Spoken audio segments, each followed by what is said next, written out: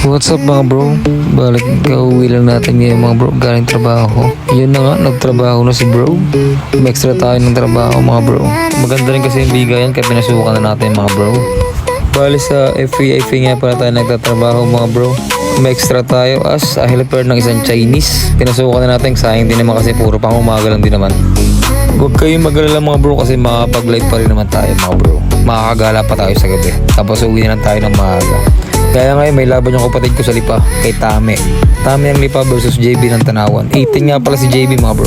Pupuntahan na natin yung mga bro. Tingnan natin kung ano mangyayari sa laban nila. Let's go. Yun mga bro, balarumikta na nga tayo. Andito na nga tayo sa Malbar mga bro. Bro mga bro. Yun, nakita na natin yung Lima nga pala dati. Diyan nga pala tayo nagtrabaho dati mga bro as a security. Tumagal din tayo ng almost 2 years dyan mga bro sa Lima. Marami rin tayo naipon mga kaibigan dyan. Mga taga-ibang lugar. Mga taga-Nueva Ecija. Yun mga bro, touchdown. Nandito na nga tayo sa Lipa mga bro. Bali dito mangyayari yung laban ni JB tsaka ni Tami. Makalampas na ng SM yung laban nila mga bro. Kita nyo, welcome to Lipa City. Kita na rin natin yung SM ng Lipa mga bro. Malapit tayo sa paglalabanan nila. Yun, dumating na nga kami sa bilyaran ni Bustoyo mga bro. Para dito nga pala sa barangay TM Calaw, Lipa City, Batangas. Makikita nyo rin yung kalaban ni JB dyan, yun si Tame. Si Tame yun, naka-gray na yun. Gaya na sabi ko kanina mga bro, may partida si JB dyan, 18. Panoorin natin yung highlights na naging laban nila mga bro. Kung gusto nyo nung mapanood mga bro, naka-live yan sa ating kagabi. Nandun yung buong laban nila. Yun mga bro, bali nagsimula na magbakbakan ng dalawang mandirigma na nagmula sa Tanawan, Batangas at sa Lipa, Batangas. Bali nagbabagsakan nga lang sila ng una dyan mga bro. Pero hindi natin maiwasan na merong isang aangat sa dalawang yan. Ganun naman talaga sa laban mga bro. Sa dalawang magkatunggali, meron isang aangat at meron isang bababa. Parang sa buhay lang ng tao yan mga bro. Nasa baba ka man, nasa taas ka man, kailangan panatiliin mo na nasa gitna lang yung pakisama mo at pakikitungo mo sa ibang tao. Kasi wala namang sino makakapagsabi kung habang buhay ka bang nasa taas. Walang ibang nakakalam niya kundi si Bro G lang. Hindi mo alam, malay mo pagising mo kinamagahan. Wala ka dun sa itaas, dun sa kinalalagyan mo ngayon. Kaya kung nasa baba ka man or nasa itaas ka man, kailangan nandun ka lang sa center. Nasa gitna ka lang. Nasa gitna ka lang pakikisama at pakikihalubilo sa ibang tao. Uy bro, yan ka na naman bro. Dinamay mo na naman yung buhay ng tao. Gago ka bro. Sa bilyar lang usapan natin no. Hahaha. Nakalimot na naman ako bro. Akala ko nasa buhay na naman tao ang usapan. Nasa bilyar nga pala tayo. Nasa Lipa, Batangas nga pala tayo mga bro. Napunta tayo sa buhay ng tao. Gago. Ha. Yun mga bro, balik na nga tayo sa dalawang laban ng ating mga mandirigma. Mandirigma ng Lipa at mandirigma ng Tanawan. Bali yung mga tanga pala dyan si JB mga bro. Sa gabing yan lang naman makikita kung sino aangat or bababa. Marami pa namang ibang laban. Pwede nyo may pakita kung sino talaga at kung ano talaga ang tira nyo. Ang mahalaga, pinakita nyo yung best nyo at pinakita nyo kung sino kayo sa mga lugar-lugar ninyo.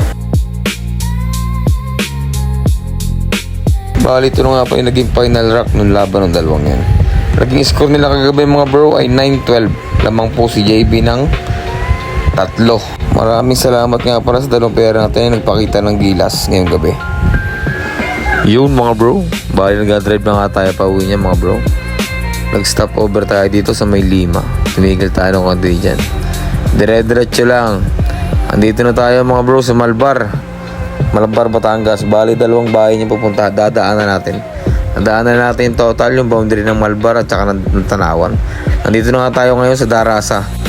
Yun, drive na nga tayo mga bro.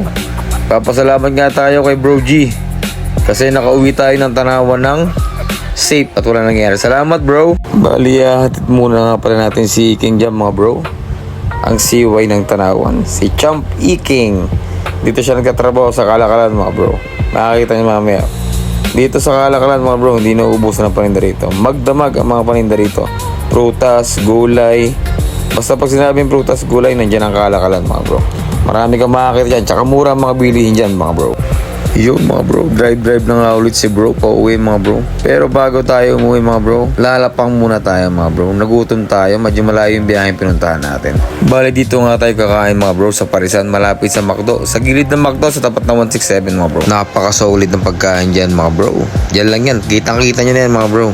Kay ate tsaka kay kuya. Ito yung madalas natin kainin mga bro. Tingnan nyo naman yung lechong kawali nila mga bro. Madaling araw na malutong pa. Saan ka pa? I love yung kanilang kanin. Hindi natin na-videoan yung beef jam mga bro. Ito na, kumain na tayo. Lagyan na tayo ng condiments. Lagyan natin ng kalamansi, patis. Lagyan na natin kanina ng ano yan, onion leeks, tsaka chili garlic oil, tsaka fried garlic. Yun lang nga mga bro, nilantakan na ng animal, gutom na gutom. Hindi mo na nag-aalok. Yung mga gusto nga palang kumain dyan mga bro, along the highway lang yan mga bro. Yung mga bro, solved na nga tayo. Salamat bro kay Bro G, tayo nakauwi na safe. Touchdown mga bro. Isang mga nag-follow and share mga bro, salamat sa inyo mga bro. Walang hanggang pasalamat, pagpalain nawa kayo ng pong may kapal.